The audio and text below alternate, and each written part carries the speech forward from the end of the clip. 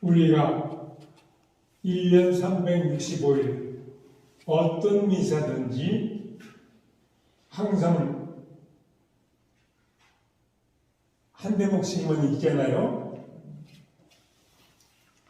그런데 그걸 가지고 1시간 강론을 할 수는 없잖아요. 그러니까 한두 막 딱 하고 거기에 딱 몇 마디 이제 듣고 묵상하고 부르고 말고 그런단 말이에요. 그런데 본래는 성서를 그렇게 몇 장, 몇 절 이렇게 짜는 것이 얼마 안 되는 얘기예요. 본래는 그냥 이사야 예언서, 이사야, 모세가 말하기를 그런 모세, 오경 전체요. 또 흔히는 성서에 말하기를 그러면 성서 전체요. 물론 신약 성서에 성서에 말하기는 하면 다 구약 성서지만 성서 전체. 그러니까 이렇게 짤막 자른다고 하는 것부터가 이거 좀 본래 그랬던 것은 아니다. 그러니까 거기에 따른 무리가 있다. 그리고 자른 것도 앞뒤 맥락에 따라서 정확하게 잘 깊이 우리가 그 안에 들어가면 우리는 어마어마한 이야기 속으로, 현실 속으로 들어가는데 이렇게 매일 조금 시간도 잘라지고 성서도 잘라지고 이러니까 흔히는 겉만 핥다가 말 위험성이 많다. 그래서 이렇게 여러분들 온갖 어려움을 무릅쓰고 오셨다고 하는 이 기회에만은 한번 본래의 그 분위기 속으로 다시 한번 돌아가 보자. 그런 생각 때문이에요. 그러면 여러분들이 이제 매일 조금씩 할 때도 본래는 이런 것이 아니었는데, 그리고 여러분들 여기서 며칠 동안 그렇게 해보시면 짤막 할 때도 여러분은 앞뒤를 이렇게 봐가면서 성서를 전체적으로 이렇게 볼 수 있는 눈이 열릴 거예요. 그러기를 바라요. 예를 들어서 루카복음에 보면 24장에 예수님이 예수님 십자가에 돌아가셨으니까 충실히 따르던 제자들이 이제 다 틀렸다 하고 손 털고 고향 앞으로 가는 장면이 나오잖아요. 그런데 누가 거기 걸어봤나 봐요. 예루살렘에서 엠마오까지. 걸으니까 빠른 걸으고 하면 2시간 내야지. 그 얘기하면서 가면 3시간 반. 그 사실은 요즘 길이니까 그렇지 옛날에 그렇게 빵대 터지도 않았어요. 꼬불꼬불하니까 그가 좀 더 걸렸겠죠. 어쨌든지. 그리고 예수님은 처음부터 가신 것도 아니고 중간에 나타나셨으니까 짧게 잡으면 2시간, 길게 잡으면 3시간, 4시간쯤 되는지 모르죠. 어쨌든지 그 시간 동안에 성서 전체를 아주 한 줄로 세워놓고 얘기해 주셨어요. 성서 전체를 또박또박이 아니라. 그거 굉장히 중요한. 본래는 성서를 그렇게 대해야 되는 거예요. 여기 조금 자를 일이 아니라. 오늘 성서 마태복음 21장에 이렇게 돼 있어요. 예수께서 여러분들 적으실 거 없어요. 성서에 다 있는 얘기니까. 이런 때는 저를 쳐다보세요.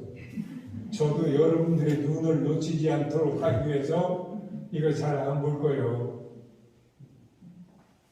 우리는 눈을 마주쳐야 돼요. 눈을 마주쳐야 돼요. 너무 높아서 어려우면 눈을 마주쳐. 얼굴을 마주쳐야 돼요.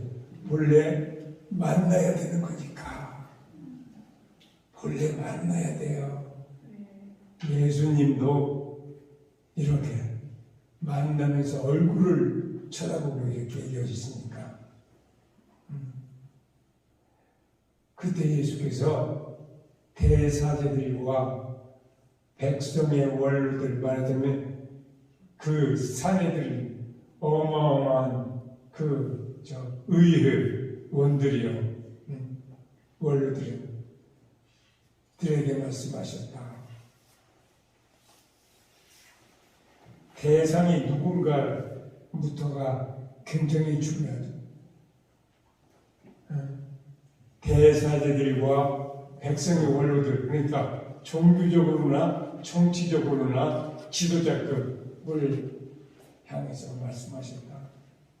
어떤 지주가 포도원 하나를 만들고 이런 이야기를 들을 때 우리는 항상 예수님 자신의 이야기, 이게 예수님 자신의 이야기라면 어떤 의미가 될까를 생각하면서 어떤 지주가 포도원 하나를 만들고 울타리를 둘러친 다음에 포도즙을 짜는 큰 화학을 파고, 큰 화학, 이만한 데도 있어요. 포도를 막 여기다 쌓아놓고 사람들이 그 안에 몇십 명이고 어떤 때 큰 때는 100명이라도 들어가서 안 쓰러지려면 이렇게 어깨 동무하고 이렇게 밟잖아요. 다큐멘터리를 보셨죠? 그렇게 큰 화학. 그리고 이제 감시를 해야 되니까 망대를 세우고 도둑놈 안 들어오게. 그리고 나서 그것을 소작인들에게 도지로 주고 멀리 떠나갔다. 멀리 떠나갔다. 이게 지금 예수님 이야기라면 무슨 얘기가 될 건가? 멀리 떠나갔다. 포도철이 되자 그는 그 도조를 받아오라고 종들을 보냈다. 그런데 소작인들은 그 종들을 하나는 때려주고 하나는 죽이고 하나는 돌로 쳐 죽였다. 그래서 주인은 다시 더 많은 종들을 보냈다. 그런데 소작인들은 이번에도 그들에게 똑같은 짓을 했다. 지주는 내 아들이야 알아주겠지 하며 자기 아들을 보냈다. 그래서 소작인들은 그 아들을 보고 저자는 상속자다.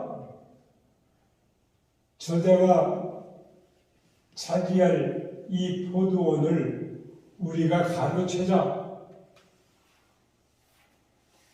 하면서 그를 잡아 포도원 밖으로 끌고 가서 죽였다. 포도원 밖으로. 이게 다 예수님 이야기라면 무슨 얘기가 될까를 연상하면서 들어요. 이것은 좀 밖으로 끌고 가서 주겠죠?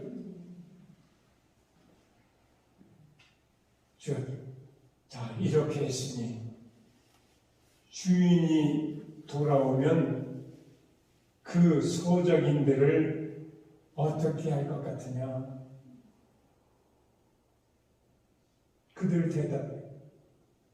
그 악한 사람들, 그 나쁜 놈들을 모조리 죽이고 그 포도원을 제때 도주를 잘 낼 다른 사람들에게 맡길 것입니까? 맡길 것입니다. 너무나 당연한 대답이죠. 너무나 당연한 대답. 이게 다 그 대사제들 원로의 그 의원들, 종교 지도자, 정치 지도자들에게서 나온 대답이에요. 예수님 이어서 뭐라고 하십니까? 너희는 성서에서 집 듣는 사람들이 버린 돌이 모퉁이의 머릿돌이 되었다. 주께서 하신 일이라 우리에게는 놀랍게만 보인다. 하신 말씀을 읽어본 일이 있느냐?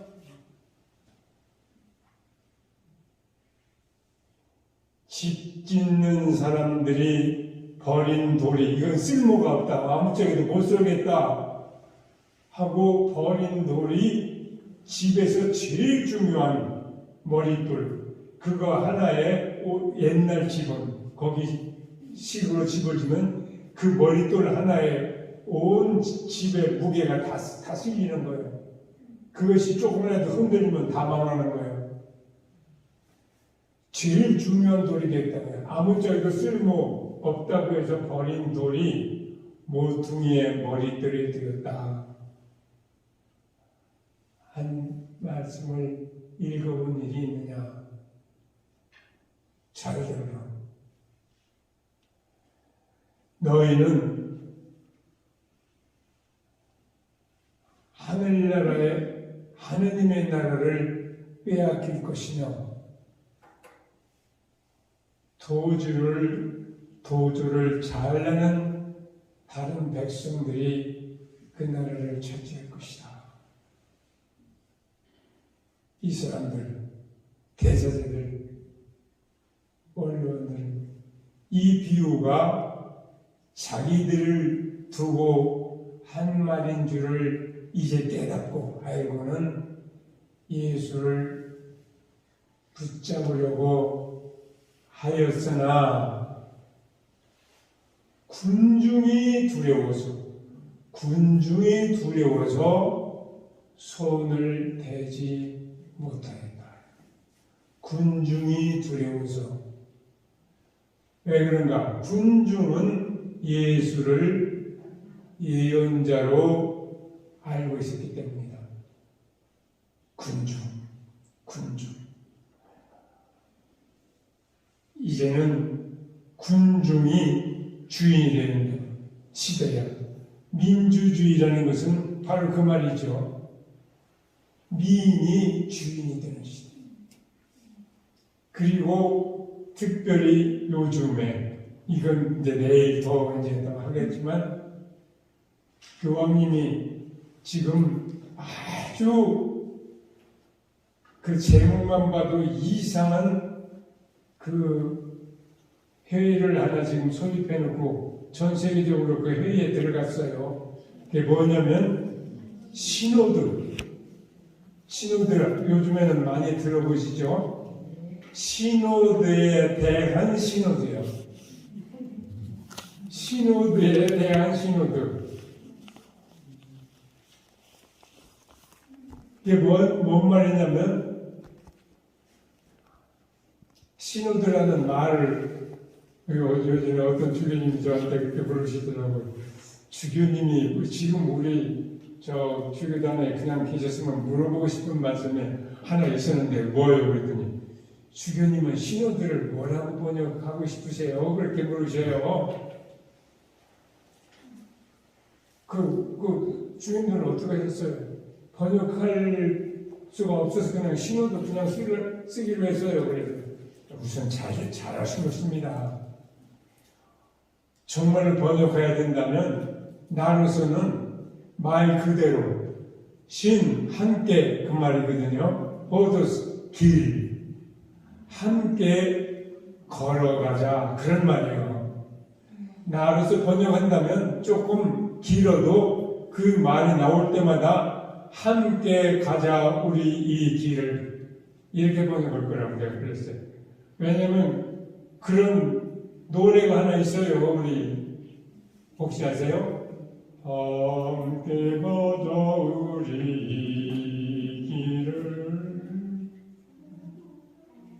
두림 속에 동지 모아 함께 가자 우리 이 길을 동지의 손 맞잡고 이러고 있어요. 가로질러 들빠는 산이라면 어기어차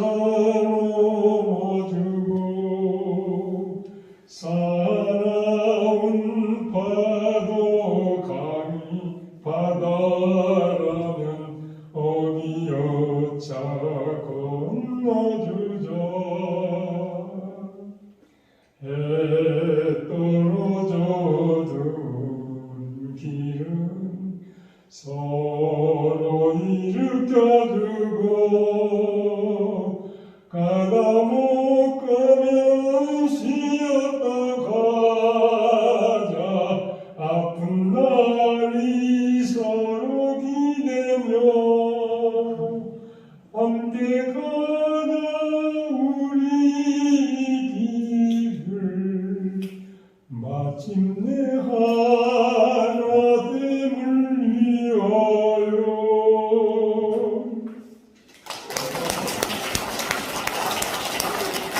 예수님 마지막적인 기도가 이 사람들 모두 하나가 되게 해주십시오 그런 거지 않나요? 이게 그러니까 우리는 서로 여기 있다가 저기 있다가 저기 있다가 저기 있다가 그냥 막 섞여가면서 이렇게 가야 돼. 쓰러지면 밤에 저 깜깜할 때 쓰러지는 것은 그건 뭐 각오해야 되는 일이 하나도 이상하지 않아. 그래도 옆에 같이 손잡고 가면 쓰러지면 바로 일으킬 수 있어요. 너무 피곤하면 쉬는 거야. 쉬는 것도 혼자 이렇게 있는 것보다 다리를 서로 걸치면 100배나 더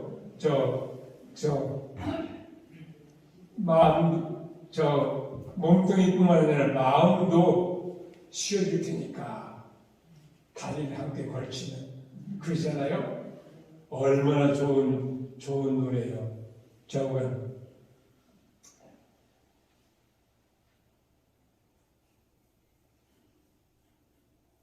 이 말 그런데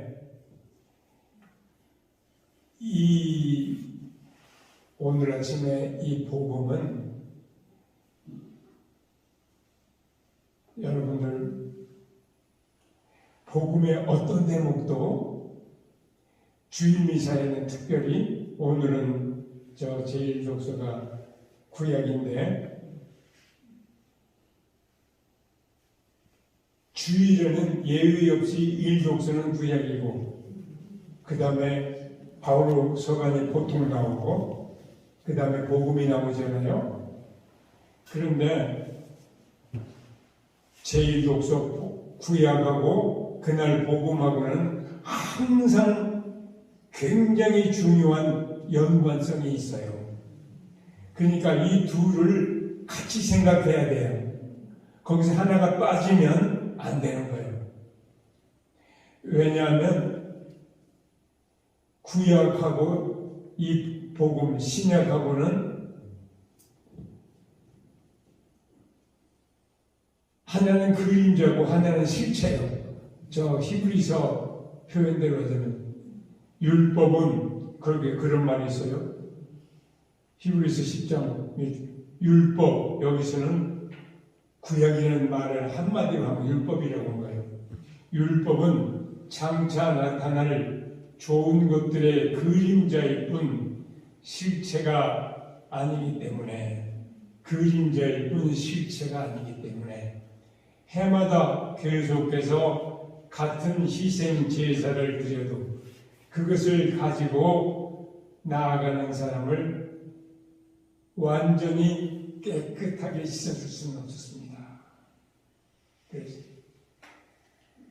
만일 그렇게 해서 완전히 깨끗하게 해줄 수 있다면 구태여 해마다 계속해서 같은 제사를 드리면서 제물을 드리면서 자기가 지은 죄를 되새게 할 필요는 없지 않겠습니까? 따라서 계속해서 제사를 드릴 필요도 없었을 텐데 계속해서 또 하고 그러면서 내 죄 또 되새기고 이러는 것은 그렇게 해서는 될 일이 아니기 때문입니다. 그런 거예요. 그러면서 그 9장에 뭐라고요?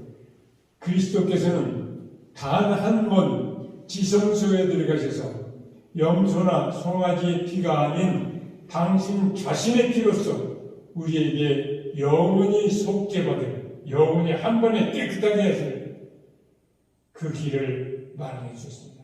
이런 거예요.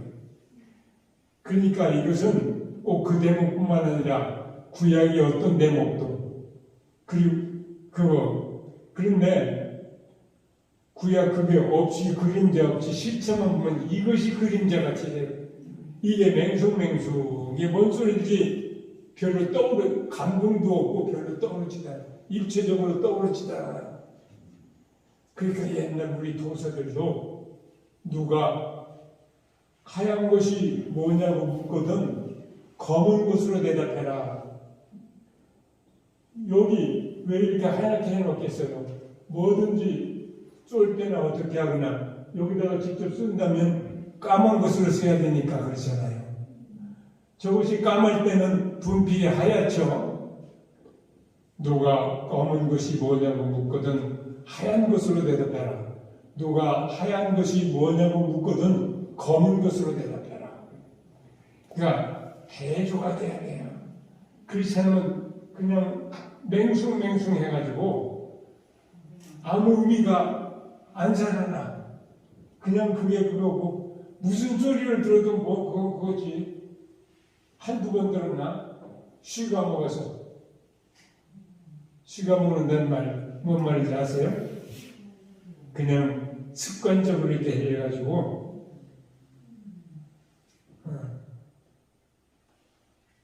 그러니까 이제 구약을 오늘 한번 들어보세요.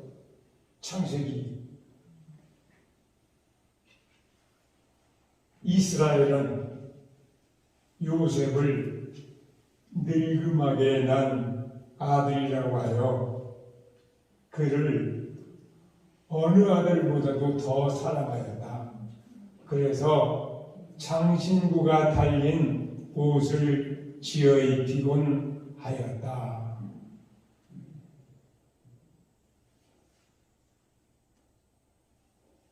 형제들은 아버지가 이렇게 그만을 유달리 사랑하시는 것을 보고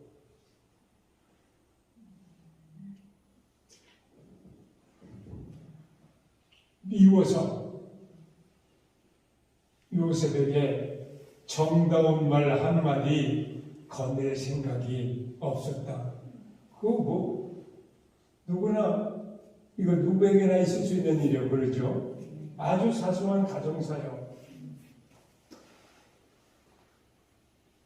형제들이 아버지의 양떼에게 불을 뜯기게 하기 위해서 세겜에 가 있었을 때 하루는 이스라엘이 요셉에게 일렀다. 저는 공동번역 성서를 해요. 왜냐하면 공동번역 성서가 훨씬 더 잘 흘러가기 때문에 우리 주교들 모임에도 새 번역으로 한 번 읽고 공동번역으로 한 번 읽고 옛날 200주년 한 번 읽고 여러 버전 같이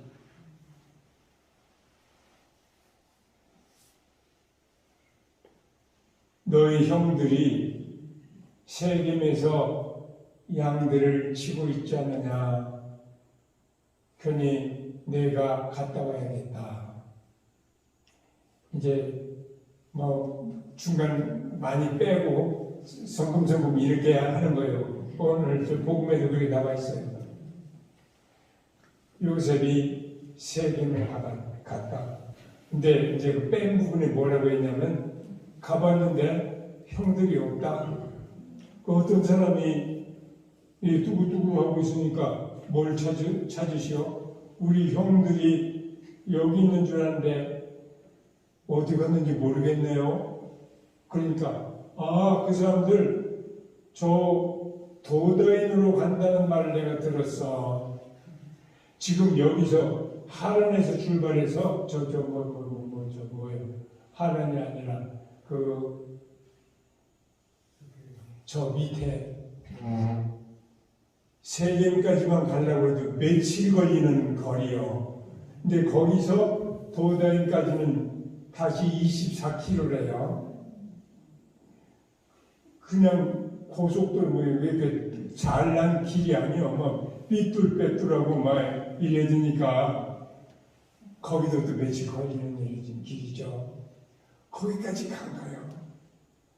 도다인에 이르렀을 때 형들이 멀리서 요셉을 알아보고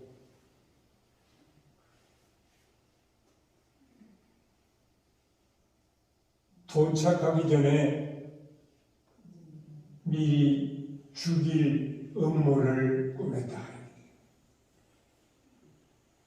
저기 꿈쟁이가 온다. 저는 잡아 죽여서 아무 구덩이에나 쳐놓고 짐승들에게 잡혀먹겠다고 하자. 그리고 그 유명한 그 꿈이 어떻게 되어가는지 보자.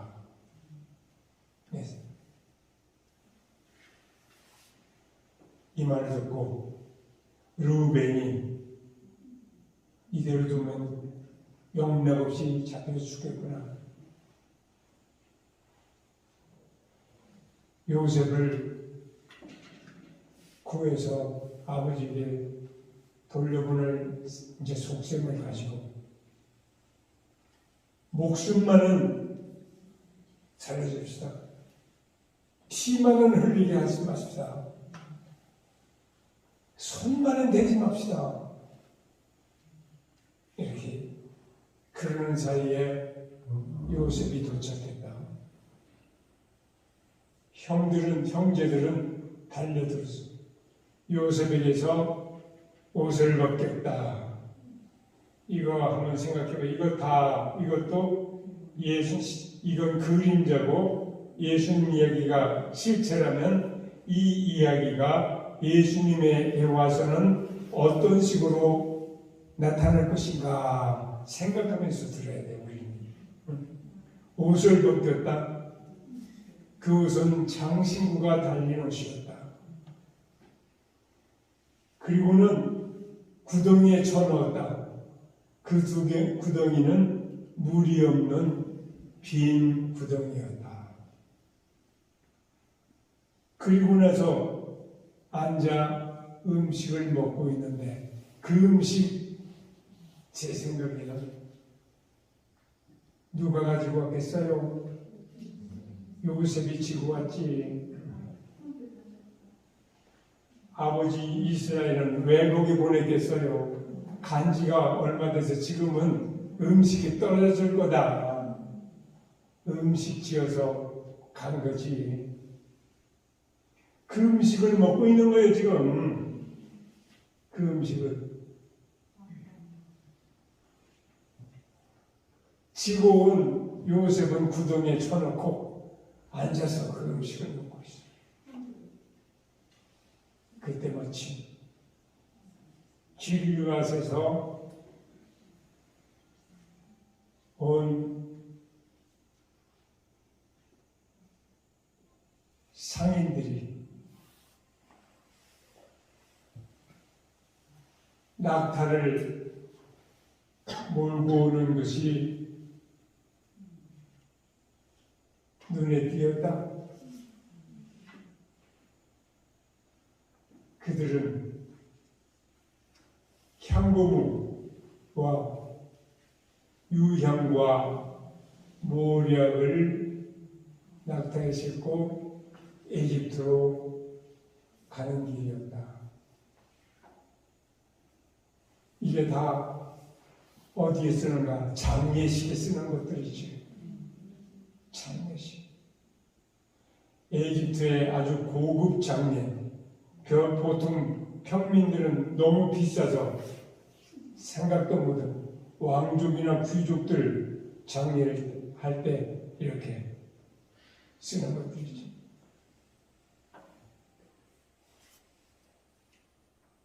그때 유다가 나서서 이제 말하는 거 두 번째 유다. 야, 죄를 죽여서 그 피를 묻어버린다고 해서 우리한테 무슨 이득이 있겠니? 저 상인들에게 차라리 팔자. 그러면 목숨은 구할 테니까. 그래서 그들은 은 20냥을 받고 은 20냥을 받고 요셉을 그들에게 팔아는 겁니다. 그들은 요셉을 에집트로 데리고 갔다. 이렇게 된 거예요. 자, 한번 다시 이제 성서 본문은 그렇고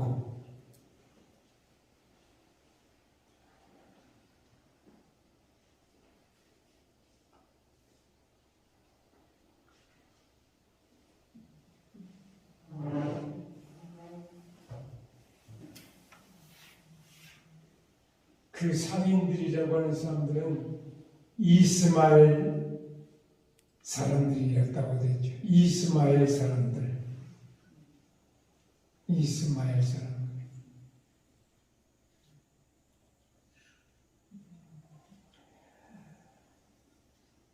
이 이야기도 예수님 이야기로 이렇게 예수님 이야기가 겹쳐 들리는 이야기 아니야? 예수님 이야기도 이 마디마디가 거기다가 오늘 복음까지 합하면 더 그렇죠. 자, 우리 이 중에서 우선 몇 가지만 생각하더라도 우리가 복음, 이 성서 전체를 가지고 이 생각, 옛날에 오르게네스라는 양반은 180 몇 년에 태어나서 200 몇십 년 돌아가신 양반인데 아버지가 순교자예요.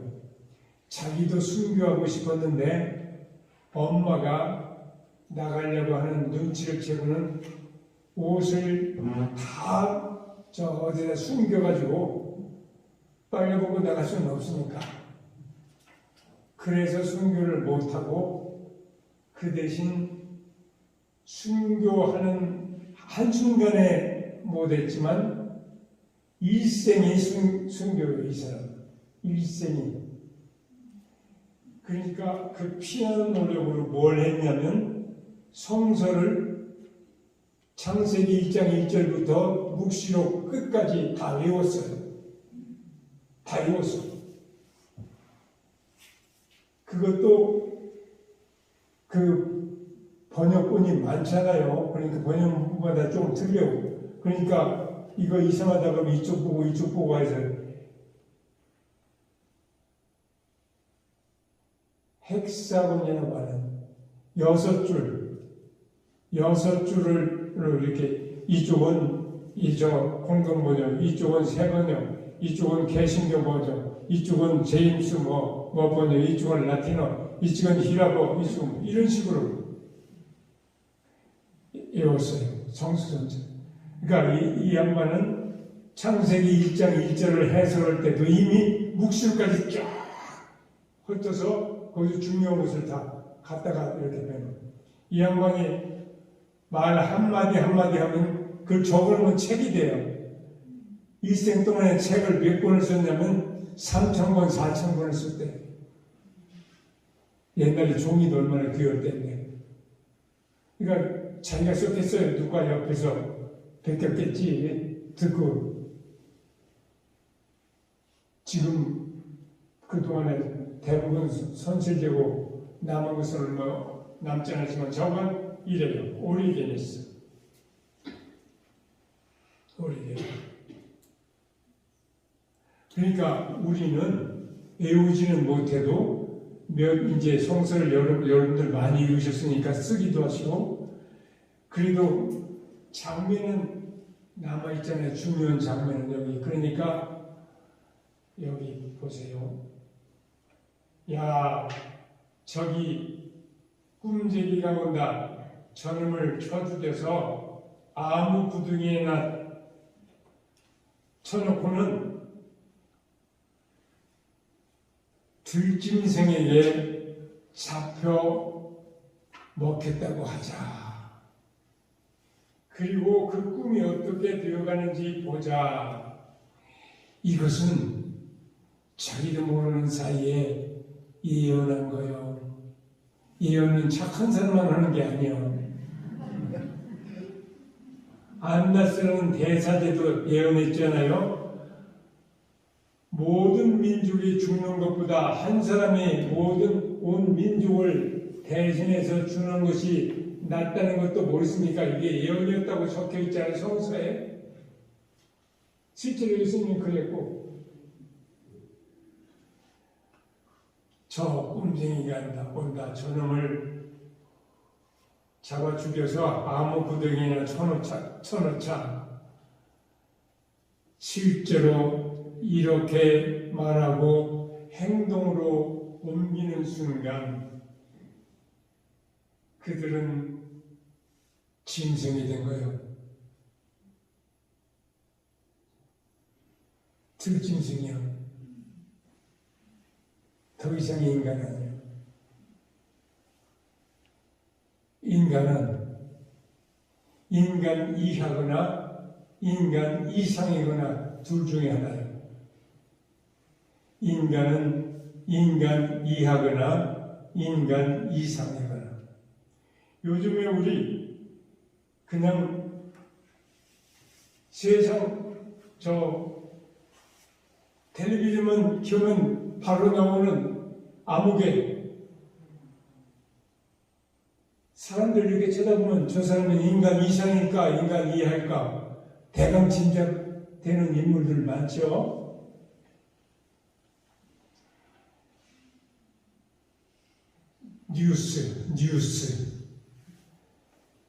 뉴스 치고 진짜 뉴스는 언제 있었나? 지금부터 약 2000년 전 아주 다른 고려생활 다 빼고 조금 이렇게 상징적인 의미도 곁들여서 하자면 서기 예수님 오신 후 33년 봄 어느 주일날, 그 당시로는 안식일 다음이라고 그랬지, 그 다음부터 주일이 됐지만 자오간 안식일 다음날 오전에 막달라 여자 마리아가 사도들에게 가서 전한 뉴스 일에 그것만큼 그거 하나가 진짜 뉴스고 새 소식이고 그 다음에 들리는 모든 이야기는 뉴스 하나도 없어요. 뉴스라고 할 것이 그냥 재탕이요. 그냥 재탕이요. 언제나 똑같아. 장면만 바꾸고 등장인물만 달라졌을 뿐 언제나 똑같아요. 똑같은 얘기가 반복되는 거예요. 똑같은 얘기.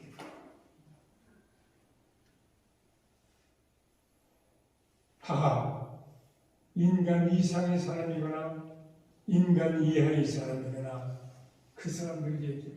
또 이렇게 되니까 평소에는 잘 드러나지 않던 인간 이상의 사람들이 얼마나 많이 보여요. 또 같은 그 텔레비전 화면에 엊그제는 지금 거기 다 저 키이우에 폭탄이 그냥 아무렇게나 떨어져요. 지금은 막 그냥 무차별적으로 이렇게 하니까.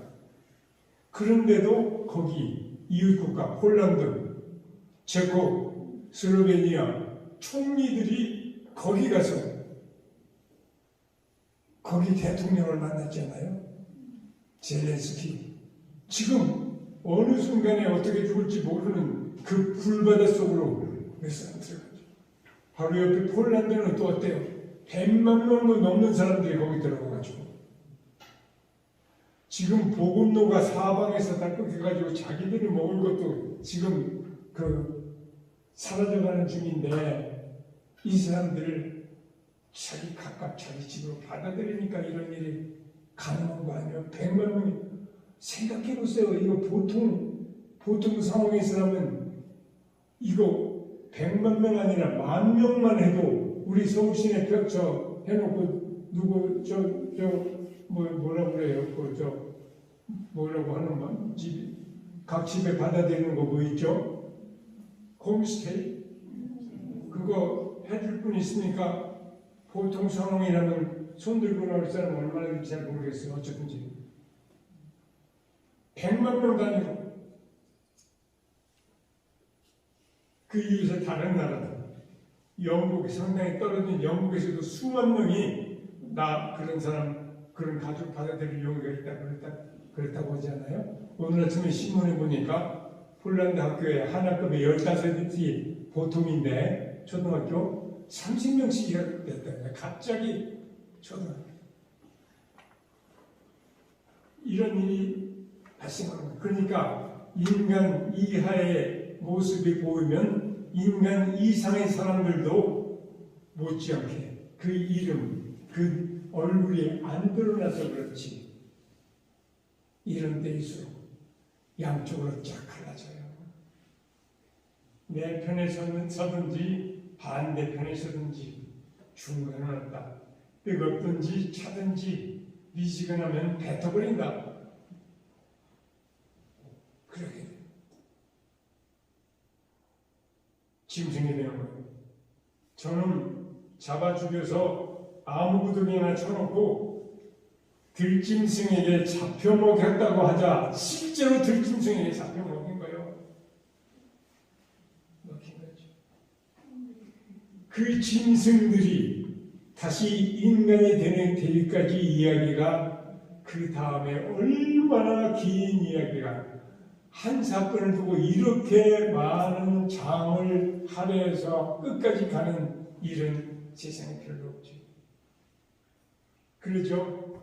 그 짐승들이 그리고 그 꿈이 어떻게 되어가는지 보자. 그 다음 이야기는 또 그런 각도에서 보면 그 꿈이 어떻게 되어가는지를 보여주는 이야기예요. 그렇죠? 나중에 어떻게 돼요?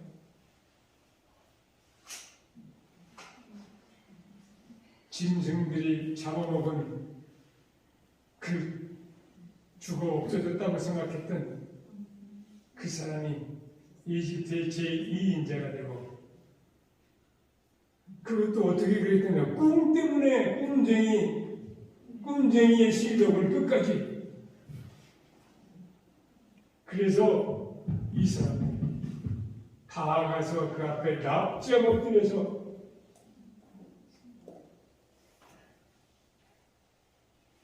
이렇게 죽으나 저렇게 죽으나 마찬가지니까 굶어 죽으나 어떻게 죽으나 요셉 모르는 척하고 이게 아직 인간이 되었나 안 되었나를 이제 알아보야 되니까 그 테스트를 다 하고 난 다음에 틀림없이 인간이 된 것을 확인하고는 울음을 견딜 수가 없어가지고 저기 나가서 한참 울고 다시 들어오고 나중에는 그것도 안 돼서 내가 형님들이 팔아넘긴 요셉입니다. 그때는 형님 날 여기로 팔아넘겼죠. 그러나 지금에 와서는 그것 때문에 얼굴을 붉힐 것도 부끄러워할 것도 없습니다. 야훼께서 나와 우리 이런 족속을 살리시려고 미리 이렇게 손을 쓰신 것입니다. 형님들은 거기에 비하면 그 배역진들밖에 안 됩니다. 짐승이 사람 그리고 사람 이상이 되는 순간이죠. 하느님의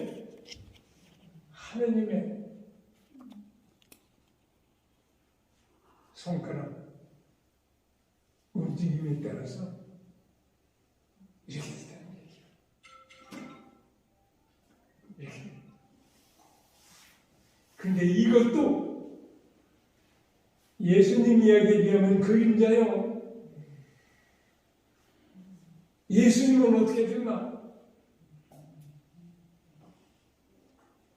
이사야 연서 유명한 야훼의 종의 이야기 한 대목처럼 나는 그로 하여금 민중을 자기 백성으로 삼고 대중을 전리품처럼 차지하게 하리라.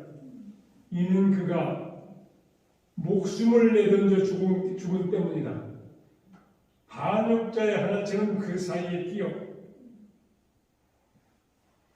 그들의 죄를 대신 짊어지고 그 반역자들을 용서해달라고 기도한 때문이다. 실제로 그랬죠. 십자가에 못 박혀서 제1성 아버지 저 사람들을 용서해 주십시오. 그들은 자기들이 하는 짓거리가 무엇인지를 모르고 있습니다. 우리는 우리가 하고 있는 짓거리가 뭔지 모르니까 이렇게 저렇게 하는 거예요. 모르고 있습니다.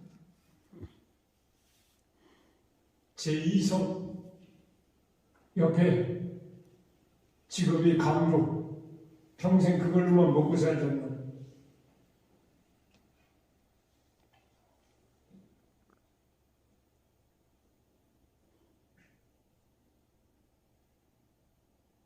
낙원에 들어가실 때 저를 좀 기억해 주십시오. 나는 분명히 말한다. 오늘 나와 함께 낙원에 들어가십시오. 그 자리 본래 누가 박혀 있어야 되나? 제베데의 두 아들 야고보 요한이 거기 박혀 있어야 되는 거예요. 왜 그런지 아세요? 어머니까지 동원시켜가지고 주님의 나라가 서면 제 아들 중에 하나 이놈은 오른편에 이놈은 왼편에 자리를 떼주십시오. 그러니까 엄마가 그러니까 이제 그 다음에는 애들을 보고 애도 아니지. 너희가 청하는 것이 무엇인지는 알고 있느냐? 내가 마시게 될 잔을 너희가 마실 수 있으며 예, 마실 수 있습니다. 뭔지 모르니까 또 대답하는 거지. 내가 마시게 될 잔을 너희도 마시게 될 거다. 그러나 내가 내 오른편이나 왼편에 앉을 특권은 내가 주는 것이 아니다. 그 자리에 앉을 사람들은 아버지께서 이미 결정해 놓으셨다. 해달라는 대로 그대로 했으면 이놈은 이쪽에 십자가에 달려 있어야 되는 거지. 우리는 자기가 하는 말, 행동이 무엇인지를 모르는 사람들, 따라서 무엇을 달라고 해야 되는지도 모르는 사람들이에요. 기도를 어떻게 기도해야 할지를 모르는 사람들이에요.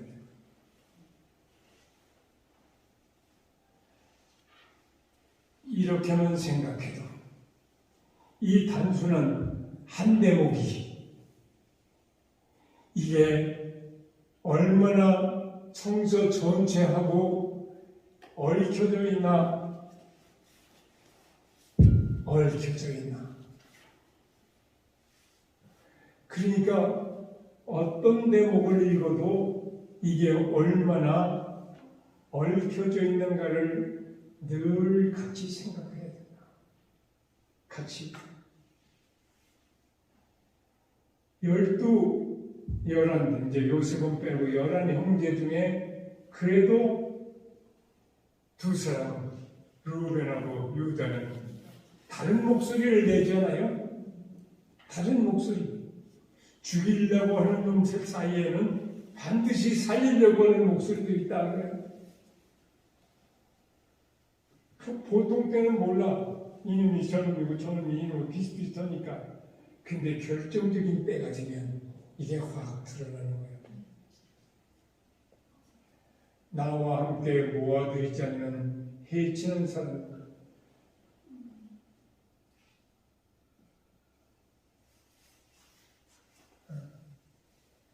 해치 뿔뿔이 나누는 놈은 악령이고 하나로 만드는 쪽은 성령이에요. 우리는 성령 아니면 악령의 운동장이에요.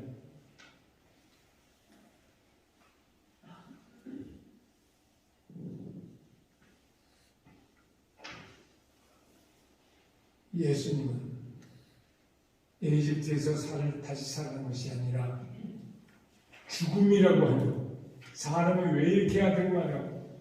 욕심, 욕망이 어디까지인가? 베니스의 상인이라는 그 누가 쓴 거 있죠? 아주 수전으로 유명한 유태인. 금덩어리 이만한 놈을 놓고 너 목 완전히 자르면 이놈 다 줄게. 이거 자르면 이놈 다 줘도 누가 가질 사람이 없으니까. 근데 이거 욕심은 나고 제목 반절만 자르고요. 이것도 반절만 주실 수 없을까요? 그랬다고. 이렇게까지 끔찍해요. 욕망이라는 게 인간의, 이거 결국 인간의 욕망은 물질, 성, 명예, 아니면 권력. 물질, 빵으로 상징돼요. 성은 뭐 성이고. 물질, 빵 안 먹으면 어떻게 되나? 내가 죽는 거죠. 성, 아무 관심 없게 되나? 인류가 죽는 거예요, 인류가. 하느님은 이 나 개인과 인류라는 종을 계속되게 하기 위해서 이 두 가지를 본능 속에 심어놔서 이거 좋은 거예요, 원칙적으로. 좋은 거예요. 명예도 좋은 거예요, 명예도. 근데 이것이 제자리를 벗어나면 아무리 좋은 것도 정반대로 바뀌는 거죠. 그러니까 이 우상도 이 세 우상보다 더 지독한 우상은 없어요. 호사다만하고 좋은 것일수록 썩으면 더 그만큼 악취나요. 라틴 말식으로 겨울에도 그러면 꼬립시오 옵디미 빼시마는 제일 좋은 것이 썩으면 제일 거역스러운 악취가 난다. 사람이 몸이 얼마나 아름답고 좋아요. 그런데 어떤 동물이 썩는 것보다 사람의 육체가 썩는 것만큼 저 창자가 뒤집어질 것 같은 그거 상상도 못. 요즘에는 그런 거 맡을 수도 없어. 장의사가 다 담당하니까. 원래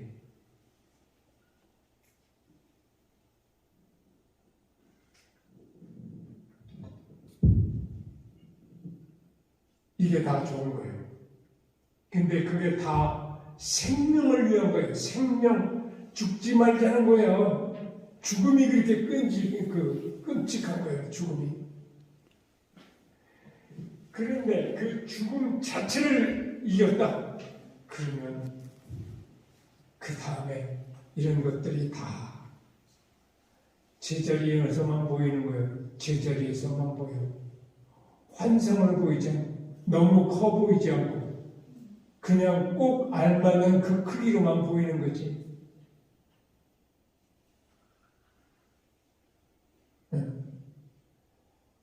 그러니까 성인만 밥을 먹어도 제일 맛있게 먹고 여인을 껴안아도 제일 행복하게 껴안고 영예를 누려도 제일 흡족하게 느끼고 다른 사람은 허겁지겁 하느라고 이거 밥을 먹어도 허겁지겁 하느라고 소화가 잘 안 되고 여자를 껴안고 있어도 지욕망 채우느라고 이게 뭔지도 모르고 그러다가 세월을 보낸단 거예요.